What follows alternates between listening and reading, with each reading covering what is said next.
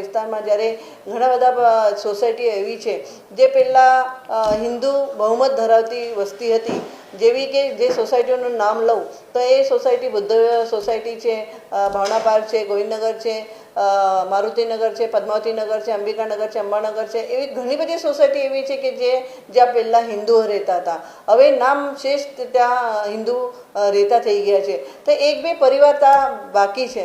એક બે પરિવાર બાકી હોય તો એમાં એમને કેટલા શારીરિક માનસિક ત્રાસ આપવામાં આવે છે. એમની જે વેદના હતી એ વેદના એ લોકો જ્યારે મને મળતા હતા ત્યારે કહેતા હતા કે આવું જે અમને અશાંતધારાના લીધે, અશાંતધારા લાગુ કરવાના લીધે અમને આ વેચવા પણ મળતું નથી. તો એમની જે વ્યથા છે, તો મારે એક જ કહેવું છે, એક જ પૂછવું હતું કે 500 હિન્દુના વસ્તીમાં જ્યારે એક મુસ્લિમ સુરક્ષિત રહી શકે છે, ત્યારે 500 મુસ્લિમના વચ્ચે એક હિન્દુ કેમ સુરક્ષિત નહીં રહી શકતું? આ પ્રશ્ન મારો હતો.